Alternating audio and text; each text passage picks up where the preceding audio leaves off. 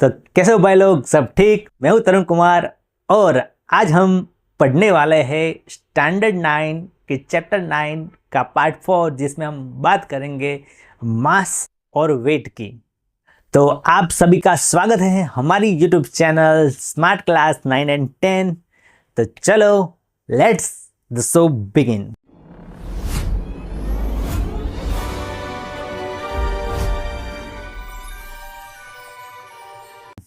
दोस्तों चलो सीखते हैं सबसे पहले मास। मास क्या होता है? तो the amount of matter in an object is called मास। कोई ऑब्जेक्ट होता है जिसके अंदर मैटर भरा हुआ होता है, उसे हम जो मैटर भरा हुआ होता है उसे हम कहते हैं मास। ये आपने अभी तो नहीं, पहले पढ़ा होगा, क्लास 6, 7 और 9 में पढ़ा होगा कि मास किसे कहते हैं। तो कोई ऑब्जेक्ट कोई होता है, उसमें जो मैटर भरा हुआ होता है उसमें, उसे हम मास कहते हैं। मतलब मैटर है वही मास है। ओके, जैसे कि हम लेते हैं एक एप्पल। आपने एप्पल खाया होगा, कहावत भी सुनी होगी, Apple a day keeps doctor away. तो आप एप्पल खाते हैं तो डॉक्टर भाग जाते हैं, ऐसी कहावत सुनी होगी। लेकिन हमें अभी डॉक्टर की बात नहीं करनी, हमें बात करनी है एप्पल की। एप्पल के अंदर जो पल्प भरा होता है वो क्या है? वो मैटर है। ठीक है, तो उसे हम मास कह सकते हैं। जैसे कि ये टेनिस बॉल है। टेनिस बॉल से आप क्रिकेट खेलते होंगे। ठीक है, टेनिस बॉल के अंदर भी मैटर भरा हुआ है, तो उसे भी हम कह सकते हैं मास। ठीक है, आप शायद आपके दिमाग में एक क्वेश्चन आ जाए कि सर, हम जब सेब को काटते हैं तो उसमें से पल्प निकलता है, उसे तो हम कह सकते हैं कि वो मैटर है, मास है। ठीक है, लेकिन जब हम टेनिस बॉल को काटते हैं तो उसमें से रबर निकलता है, बाकी की हवा है, तो क्या वो भी मास है? हाँ, हवा है वो भी मास है, एयर है वो भी मास है। ठीक है, और उसका जो ऐसा यूनिट है वो हम जानते हैं, वो है किलोग्राम। ठीक है, कंफ्यूज मत होना, वेट का यूनिट अलग है, मास का यूनिट अलग है।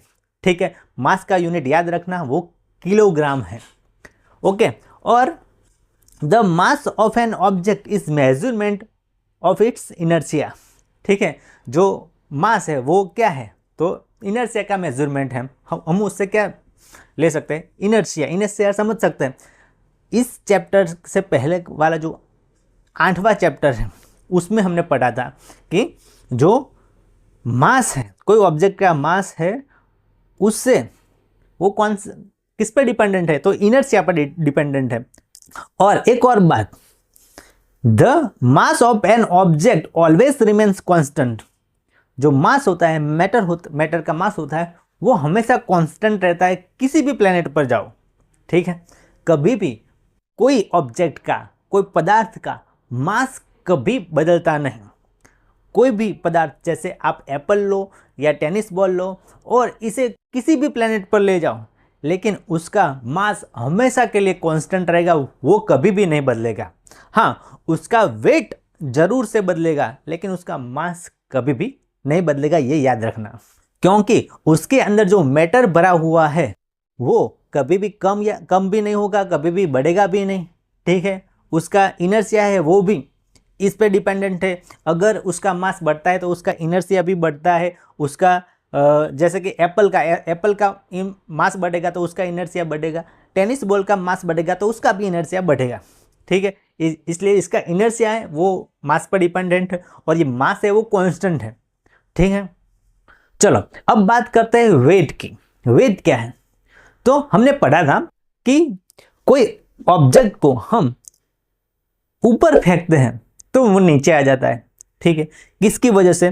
तो हम जानते हैं कि पृथ्वी का गुरुत्वाकर्षण बल, ठीक है, ग्रेविटेशनल फोर्स, उसे पुल करता है नीचे की ओर। इसीलिए हम किसी भी ऑब्जेक्ट को ऊपर फेंकें तो वो वापस नीचे आ ही जाएगा।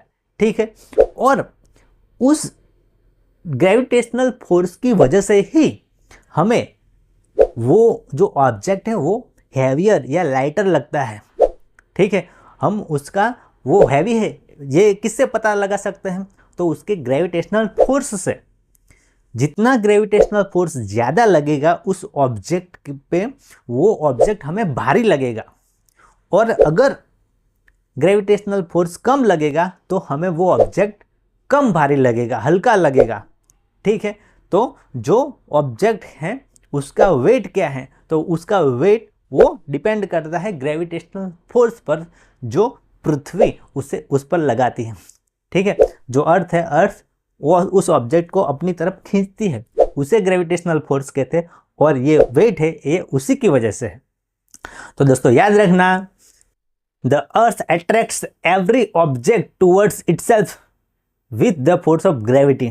ठीक है, हर एक ऑब्जेक्ट को जब पृथ्वी है वो पृथ्वी अपनी ओर खींचती है, और जो फोर्स लगता है वो हम जानते हैं कि फोर्स का जो इक्वेशन है वो क्या है, तो F is equal to M है। यहाँ पर से हम ए को हटा देते हैं क्योंकि ग्रेविटेशनल फोर्स की बात है, तो हम लेंगे ग्रेविटेशनल एक्सेलरेशन। ठीक है, जो हम एक्सेलरेशन नहीं लेते, ग्रेविटेशनल एक्सेलरेशन लेते हैं, तो उसका जो इक्वेशन होगा वो यह होगा F is equal to M G. ठीक है, अब the force of gravity acting on an object is called the weight of the object. कोई ऑब्जेक्ट का वेट क्या है, तो जो फोर्स लगता है, ग्रेविटेशनल फोर्स उस पर लगता है, उसे ही हम उसका वेट कहते हैं। ठीक है, याद रखना कि the force of gravity acting on object, जो ऑब्जेक्ट पर जो फोर्स लगता है ग्रेविटेशन की वजह से, ग्रेविटी की वजह से, वही फोर्स को हम उसका वेट कहेंगे उस ऑब्जेक्ट का। ठीक है, मतलब ग्रेविटेशनल फोर्स वही है वेट। ठीक है, दोनों सेम सेम है। तो ये जो इक्वेशन है F is equal to M G, उसमें से हम F निकाल कर, F क्या है, ग्रेविटेशनल फोर्स है, उसे निकाल कर हम वेट लगा सकते हैं। तो नया फॉर्मूला क्या होगा, नया इक्वेशन, तो weight is equal to mass into gravitational acceleration. ठीक है, हमने वो फोर्स है वो फोर्स निकाल दिया, क्योंकि जो फोर्स है वही उसका वेट है, तो फोर्स की जगह लगाया हमने वेट। ठीक है, तो वेट को हम कहते हैं W is equal to M G. ठीक है, तो जो वेट है ऑब्जेक्ट का वो उसका मास और ग्रेविटेशनल एक्सेलरेशन का मल्टीप्लिकेशन होगा, जो ग्रेविटेशनल फोर्स है वही होगा। In short, gravitational force and weight both are same. ठीक है, दोनों सेम सेम है। Weight is a force. ठीक है, वेट है वो क्या है, फोर्स है। अगर वेट फोर्स है तो हम उसका जो यूनिट है, ऐसा यूनिट, वो भी फोर्स की तरह न्यूटन ले सकते हैं। मतलब वेट का ऐसा यूनिट है न्यूटन, याद रखना। Weight always point downwards, therefore it has value and direction. We all know the earth attracts every object and pulls it downward. ठीक है, नीचे की तरफ खींचती है पृथ्वी हर एक ऑब्जेक्ट को, इसीलिए उसका जो डायरेक्शन है वेट का वो नीचे की तरफ होता है। ठीक है, और वेट है वो ऊपर से उसका फोर्स नीचे की तरफ लगता है, मतलब उसका डायरेक्शन नीचे की तरफ है, मतलब कि वो उसका वैल्यू भी है और डायरेक्शन भी है। ठीक है, ये याद रखना। And at some point G is constant, therefore W is proportional to M। जो ग्रेविटेशनल एक्सेलरेशन है पृथ्वी पर हम उसे कांस्टेंट लेते हैं, तो जो वेट है उसका ऑब्जेक्ट का वो डायरेक्टली डिपेंडेंट होगा उसके मास के ऊपर। ठीक है, तो हम कह सकते हैं कि the mass of an object at a particular location is called weight. पृथ्वी पर जो ग्रेविटेशनल एक्सेलरेशन है उसे हम कांस्टेंट ले लेते हैं, तो उसका जो वेट है, वेट और मास दोनों को सेम सेम ले सकते हैं। ठीक है, हमें पता है कि पृथ्वी पर इक्वेटर और पोल पर G में थोड़ा डिफरेंस आता है, लेकिन हम उसे इग्नोर करें तो जो वेट है, ठीक है, वो मास के ऊपर डिपेंडेंट है, और G को हम कांस्टेंट ले लेते हैं, तो मास और वेट पृथ्वी पर सेम सेम होगा, उसमें कोई डिफरेंस आएगा नहीं। इसीलिए हम हर रोज जो वेट है उससे, जब हम किराने की दुकान पे जाते हैं या कोई सब्जी मंडी पे जाते हैं, तो हम क्या बोलते हैं कि इतने किलोग्राम ये सब्जी दो। ठीक है, वेट का यूनिट किलोग्राम लेते हैं। ठीक है, लेकिन असल में जो वेट है, वेट का जो यूनिट है वो न्यूटन है, और जो मास का यूनिट है वो किलोग्राम है। और पृथ्वी पर हमने G कांस्टेंट लिया है इसीलिए हम वेट और मास को दोनों को सेम सेम ले सकते हैं। वो सेम सेम होगा लेकिन उसका यूनिट हम सेम सेम नहीं ले सकते। वेट का यूनिट हमें न्यूटन लेना होगा और जो मास का यूनिट है वो केजी लेना होगा, किलोग्राम या ग्राम लेना होगा। ठीक है, ये बात मत भूलना। और दोस्तों, जब हम किसी वस्तु को, किसी चीज़ को हम किसी और प्लेनेट पे ले जाए तो क्या बदलेगा और क्या नहीं बदलेगा, तो याद रखना कि जो मास है ऑब्जेक्ट है वो कभी नहीं बदलेगा। मास तो सब जगह सेम ही होता है, वो नहीं बदलेगा, क्योंकि कोई भी चीज़ का जो मैटर है वो नहीं बदलेगा, उसमें वो घटेगा नहीं या बढ़ेगा नहीं, तो उसका जो मास है वो कांस्टेंट रहेगा किसी भी प्लेनेट पर। लेकिन कोई भी चीज़ का जो ग्रेविटेशनल फोर्स लगता है अलग अलग प्लेनेट पर अलग अलग होता है, इसीलिए अलग अलग प्लेनेट पर उसका वेट भी अलग अलग होगा। ठीक है, याद रखना। तो चलो हम बात करते हैं अब wait of an object on a moon. कोई ऑब्जेक्ट को हम मून पर ले जाते हैं, चंद्रमा पर ले जाते हैं, तो उसके वेट में क्या डिफरेंस आएगा पृथ्वी से। पृथ्वी पे कोई चीज़ का वेट है और चंद्रमा पर हम ले जाते हैं, तो उसमें क्या डिफरेंस आएगा। तो याद रखना, the moon also attracts object towards itself with its gravitational force. चंद्रमा भी ग्रेविटेशनल फोर्स लगाता है। ठीक है, चंद्रमा पे भी चंद्रमा है, उसका अपना मैटर है, उसका अपना मास है, इसीलिए वह भी ग्रेविटेशनल फोर्स लगाता है किसी भी ऑब्जेक्ट पर। तो आप कोई भी ऑब्जेक्ट, कोई भी चीज़ चंद्रमा पे ले जाओ तो वो भी लगाएगा ग्रेविटेशनल फोर्स, तो वहाँ पर भी उसका वेट होगा। लेकिन याद रखना, the mass of the moon is less than that of the earth, so it's gravitational force is also less. जो चंद्रमा का मास है वो पृथ्वी से कम है। ठीक है, पृथ्वी का मास ज़्यादा है चंद्रमा के कंपैरिजन में, तो पृथ्वी पर किसी ऑब्जेक्ट का वेट भी ज़्यादा होगा। ठीक है, किसी ऑब्जेक्ट का पृथ्वी पर वेट ज़्यादा होगा क्योंकि पृथ्वी का मास ज़्यादा है, इसीलिए वो ज़्यादा ग्रेविटेशनल फोर्स लगाती है। लेकिन उसी ऑब्जेक्ट को हम चंद्रमा पर ले जाए तो चंद्रमा का मास पृथ्वी के कंपैरिजन में कम है, इसीलिए चंद्रमा कम ग्रेविटेशनल फोर्स लगाएगा, जिसकी वजह से उस ऑब्जेक्ट का वजन या वेट जो चंद्रमा है उस पर भी कम होगा। चलो अब चंद्रमा पर आ गए हैं हम। यहाँ से पृथ्वी का नज़ारा क्या ही दिखता है, क्या मस्त है पृथ्वी, हमारी पृथ्वी। चलो अब बात करते हैं कि कोई चीज़ को हम चंद्रमा पर लाए तो उसका वेट कितना होगा, ये कैसे कैलकुलेट करना है। तो देखो, यह एक ऑब्जेक्ट है, ये पत्थर है और इसका मास है m। ठीक है, और चंद्रमा पर इसका वेट है Wm। ठीक है, मान लो कि Wm है इसका वेट, ये जो ऑब्जेक्ट है, और ये जो ऑब्जेक्ट है उसे चंद्रमा अपने ग्रेविटेशनल फोर्स की वजह से नीचे तो खींचता ही है। ठीक है, और हमने क्या समझा कि जो ग्रेविटेशनल फोर्स लगता है वही उसका मास है, वही उसका वेट है। तो वेट का फॉर्मूला क्या होगा, वो जो इक्वेशन क्या होगा, तो weight Wm is equal to G into mm into m upon RM²। आप बोलेंगे सर ये क्या है RM mm।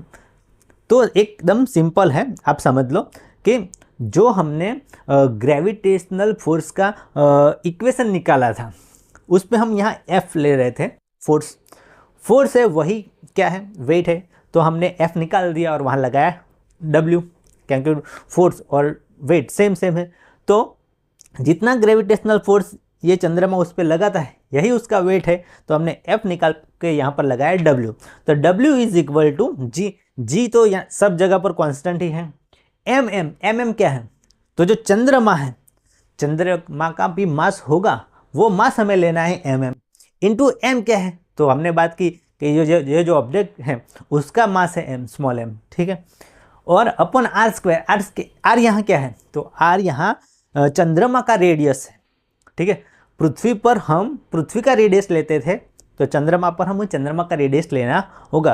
और इस इक्वेशन से हम जो ग्रेविटेशनल फोर्स लगता है वो भी कैलकुलेट कर सकते हैं, और जो ग्रेविटेशनल फोर्स लगेगा वही उसका वेट भी होगा, तो वेट भी यहाँ पर हम कैलकुलेट कर सकते हैं। अगर ये पदार्थ ये ऑब्जेक्ट पृथ्वी पर होता तो इसका फॉर्मूला क्या होता, तो देखो आप कि यहाँ पर हमें लेना होगा जो वेट है WE लेना होगा। ठीक है, पृथ्वी पर वेट इतना होगा, और WE is equal to G into M upon R²। ये तो हमें पता ही है कि जी है वो ग्रेविटेशनल कांस्टेंट है वो सेम रहेगा।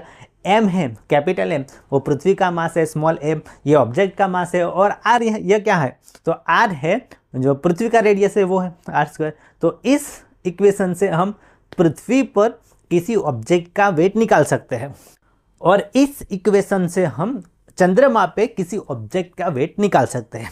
ठीक है, अगर हमें कंपैरिजन करना है कि पृथ्वी पर उसका वेट और चंद्रमा पे उसका वेट क्या डिफरेंस होगा, तो हमें चाहिए होगा ये पृथ्वी और मून का जो मास है वो चाहिए होगा, और उसका रेडियस भी चाहिए होगा। ठीक है, और उसके जो हमने अभी इक्वेशन देखा उसमें हम डाल देते हैं तो हमें ये वेट मिलेगा दोनों। WM मतलब चंद्रमा पे उसका वेट ये मिलेगा। ठीक है, अभी उसका सब कैलकुलेशन कर लिया है, लेकिन G और M बाकी रखा है, क्योंकि G और M दोनों सेम होगा। ठीक है, हर जगह। और ये पृथ्वी पर वेट क्या होगा, तो उसका कैलकुलेशन हमने किया है, जो हमने पृथ्वी का मास लिया है, पृथ्वी का रेडियस लिया है, और दोनों का जो डिवीज़न है वो किया है, तो इतना मिलेगा। और G और M दोनों बाकी रखा है, क्यों, क्योंकि हमें इसका क्या करना है, डिवीज़न करना है। तो देखो WM अपॉन WE इन दोनों का डिवीज़न हम करेंगे तो GM वो तो निकल जाएगा, और ये दोनों वैल्यू बचेगी, उसका हमें डिवीज़न करेंगे तो इतना आंसर मिलेगा 0.165, और ये अप्रोक्सीमेटली उसका जो आंसर आता है वो 1/6 आता है। ये हमें बताता है कि weight of an object on moon divided by weight of object on the earth is equal to 1/6।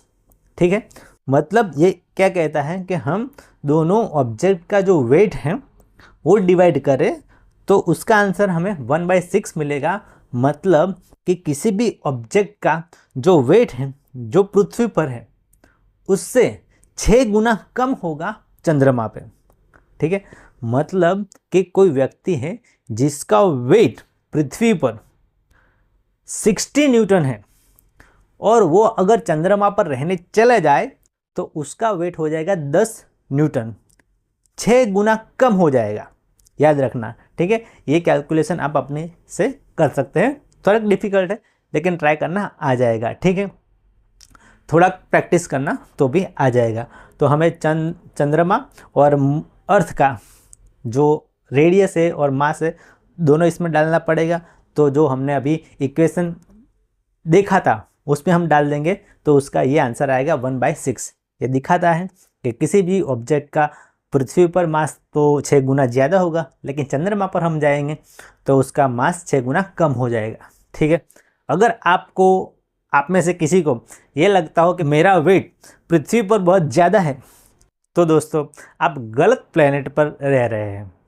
एक काम कीजिए, आप चले जाइए चंद्रमा पे, वहाँ पर प्लॉट ले लीजिए, घर बना लीजिए और वहाँ पर रहिए, तो आपका वेट 6 गुना कम हो जाएगा।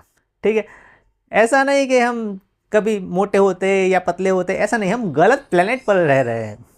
आप अपना प्लेनेट बदल दीजिए, आपका वेट तो सही ही है। तो दोस्तों कैसा लगा ये वीडियो, अच्छा लगा तो लाइक करो, शेयर करो, सब्सक्राइब करो और हाइप भी कर दो। चलो तो अब मिलते हैं किसी और वीडियो में, तब तक के लिए tata bye bye, see you, आओ, सबक है, गुड नाइट, और अपनी सेहत का ख्याल रखना। भाई लोग, अब तो स्मार्ट क्लास 9 और 10 चैनल को सब्सक्राइब कर दो। मैंने तो टॉप किया था, आप भी करोगे।